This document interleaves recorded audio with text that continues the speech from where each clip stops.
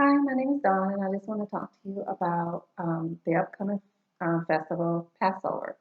I know a lot of people celebrate Easter. However, it's not one of the biblical festivals of Yah. It is a pagan holiday, and God never told us to celebrate it. But He did tell us to celebrate Passover and the Feast of Unleavened Bread, which happens right after, which I find to be interesting because it's happening during this pandemic.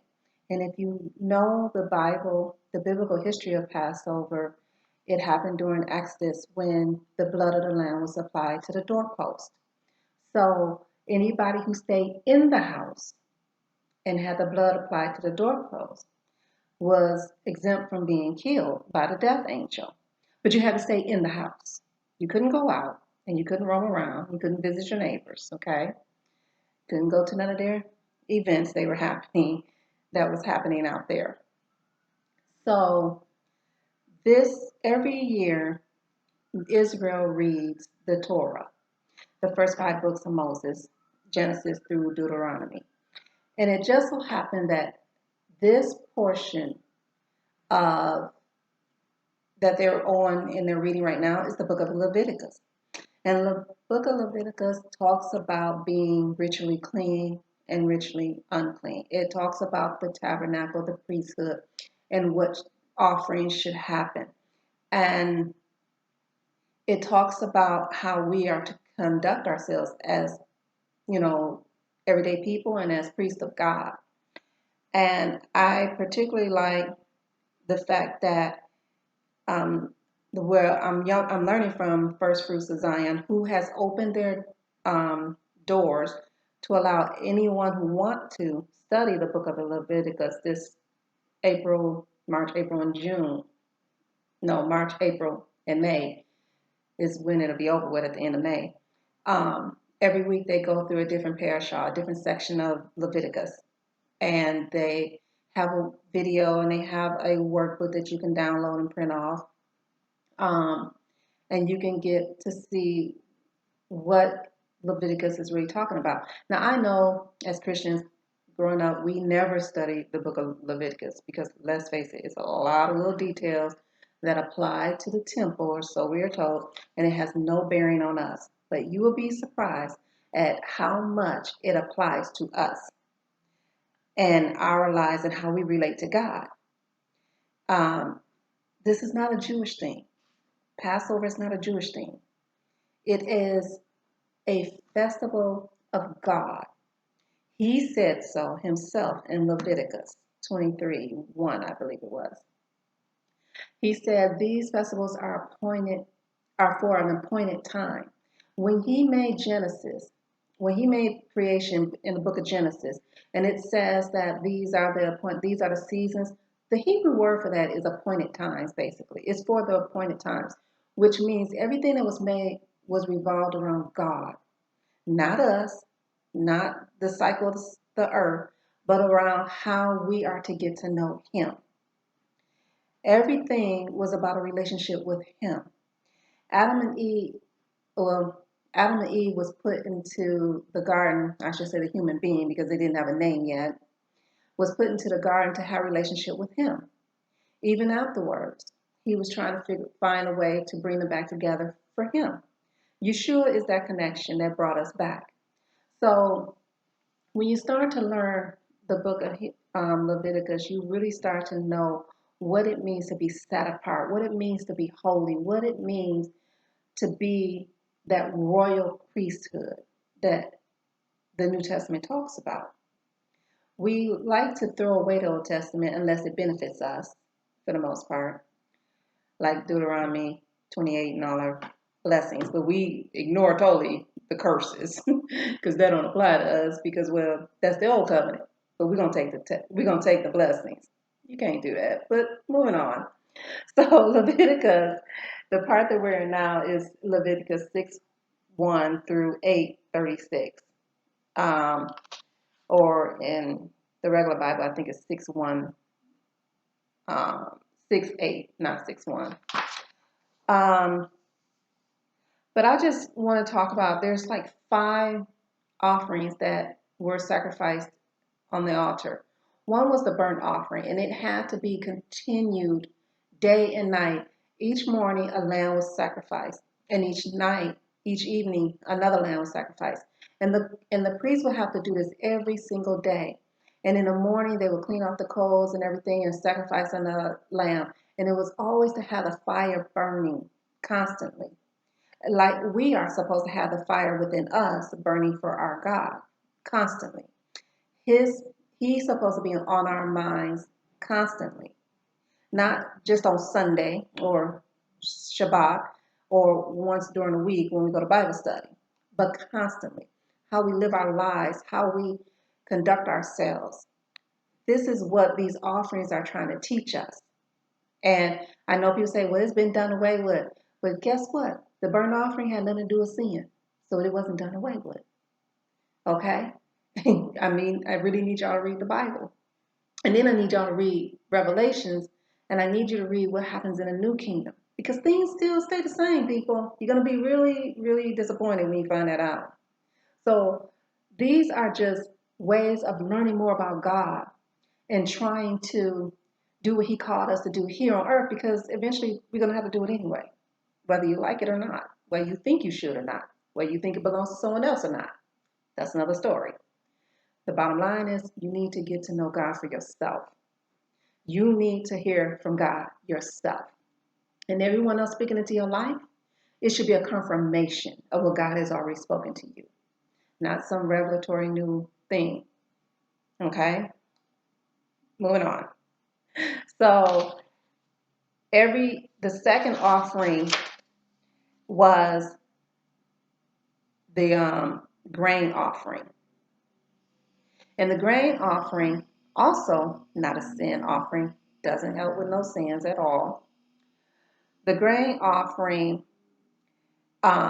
you took like a handful of the grain that was mixed with olive oil and frankincense, and that was the memorial offering to God, and that's what burned on the altar. And the rest of the grain offering was shared among the priesthood. Okay? And that can be compared to Romans 11:16-18, when Paul talks about um, if the first piece of dough is holy, then the lump is also holy. And what he was talking about is the first piece was the remnant that believed in Yeshua. So they were holy, because this is how the burnt offering, the grain offering goes. And once they threw the remnant, the handful into the fire, it became holy. And that made the rest of it holy. Okay? Just like you say, when you give your 10% is holy, so the rest of it becomes holy. Okay. So what happens is that Romans 11 is talking about the root that's holy, the branch that's holy, which is Israel. And then the rest of us who are grafted in, because see, the only way we became grafted in is because some of those people in Israel did not want to believe in Yeshua. So they let it go and they walked away. So it gave us an opportunity to become grafted in. And so God literally took us, the branches, and grafted into another tree, the root tree, the tree that gives us the nourishment that we need. Okay? If you ask a farmer, when you start grafting in things, it's a delicate process. Okay? It takes time, but eventually that branch will adhere to that tree and will begin to flourish. But without that tree, and the branches is cut off, it dies. Okay? So the root is Israel, the wild branches are us. When you start learning about things from the Old Testament, the New Testament becomes a whole lot clearer, with a whole lot more understanding. And it breaks down division in the house of God. And when I say the house of God, I mean all those who believe in the one true God called Yah Elohim. Okay? However you want to pronounce his first name. That's good with you. I'm not going to fight with you about it. But the point is that I got Chinese brothers and sisters in the Lord. I have, you know, Arabic brothers and sisters in the Lord. I have American brothers and sisters, African brothers and sisters, Russian brothers and sisters. And it doesn't matter their nationality in the earth. What matters is that we all believe the same thing. And most importantly, I have Jewish brothers and sisters. Okay? So it has a lot to do with understanding, the offerings. It's not just doing your own thing. We got to get out of that doing our own thing. We have to have a root system. We have to begin to plant ourselves deep. We have to become rooted in what we really truly believe in. So it is time out for you thinking it means one thing and it really means another thing and all that good jazz. And then there's the peace offering, also not for sin. Okay? So in the peace offering was part of it was given up to be burned on the altar. And the rest of it was basically so that it's considered a relationship, fellowship, a peace offering between God and man. And it's about being at peace with God. It's about doing what God called you to do. That is right. It's about, it speaks of Yeshua in a sense because he brings us back to God, which brings us back to peace. This is why so many people are out drinking and doing a lot of things that they're trying to fill a hole that only God can fill. And if you're out there doing things that you feel like no one cares, then I suggest, and you say you belong to God, I suggest you get back in your prayer closet and just tell him how you feel. Because he cares how you feel. He cares what happens to you, what's bothering you. He up all night. Trust me, I'll be talking to him all night long because I'm up all night with him. So I just want y'all. I want to encourage you to begin to study His Word. Begin to, ask Him. Give me understanding of how does it apply to me today? Because if it didn't really apply, He wouldn't have put it in there. And since He didn't abolish it by His own words, Yeshua said, "I didn't come to abolish it." Then it means something. Find out what it means. Go deeper. Find resources. Learn from people. It's called eat the meat and spit out the bones. You ain't got to believe every single thing they say. But learn. And see, and ask God to show you in the right directions to go. He will. And so then there's there is something called the sin offering. There's finally something called the sin offering, people. But you know what? It was never for intentional sin. It was really more or less for purification. It wasn't so that your sins would be washed away, because even Paul said bulls and lambs can't wash away your sin. It was a purification thing. It was to bring you back into the right standing with God so that you can enter into the temple. So it's a lot to it, and I don't want this video to be long. So then there's the guilt offering. And part of the guilt offering, like the fat portion of certain parts of the animal, goes to God. It don't go to you.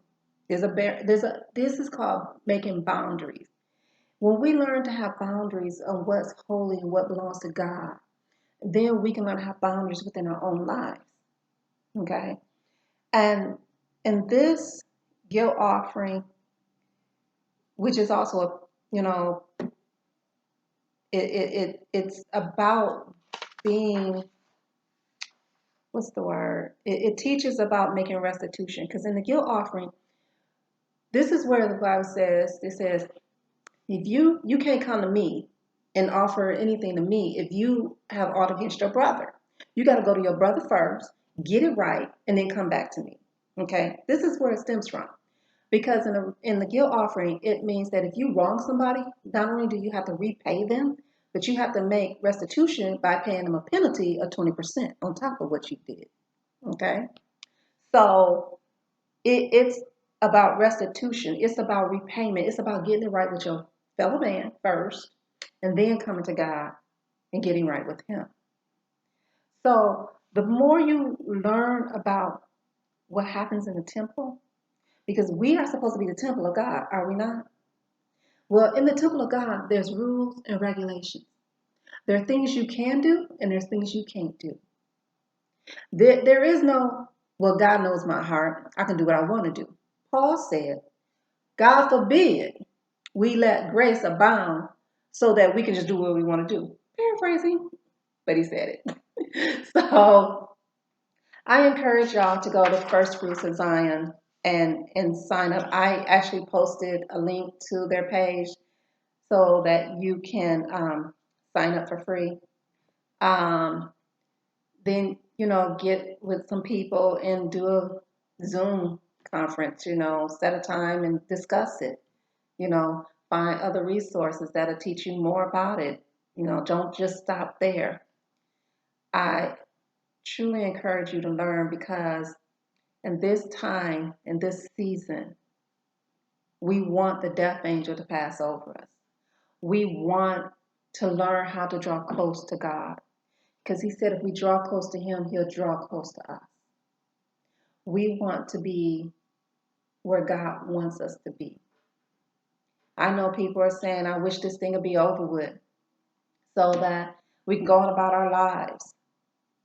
Have you ever thought that this thing happens so that God's people can humble themselves and seek His face and get on the right track again? Maybe this is a time where we, as the people of God, begin to take things seriously in His realm, in His kingdom, versus our own. Maybe it's time we stop building up our names and start building up His name.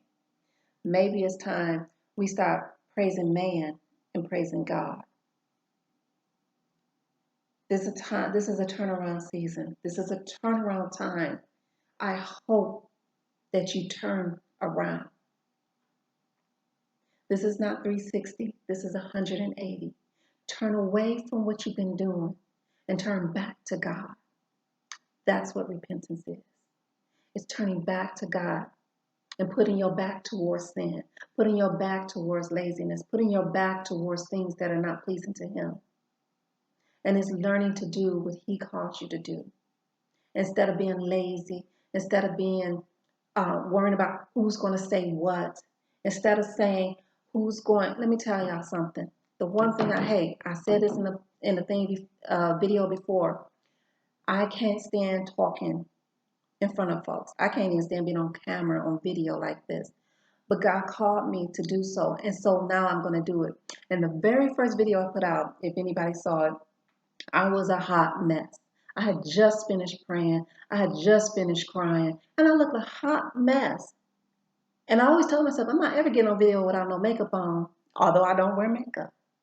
But I tell myself that. And do you know, somebody asked me what was wrong? They asked me, was I okay? Because I look sick. And so I thank God for that comment, because it told me it don't matter what you look like. Do what I called you to do. You got the worst part out the way. What else can they say about you? You ugly, so what? It's okay. Just do what God called you to do, however He called you to do it. Whether it's through singing, through writing, through dance, through music, through talking, through teaching. However He told you to do it, for whatever group of people He told you to do it for, do it.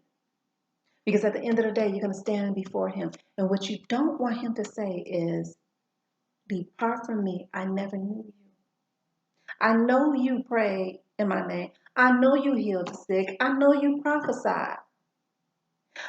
But that ain't what I told you to do. You did what you wanted to do because you wanted to make a name for yourself. This ain't about you, it's about me. I needed my name to be great, but you wanted your name to be great. It's time out for that, people. It's time to seek the true face of God. It's time to seek His hand. It's time for us to turn around and come back to God.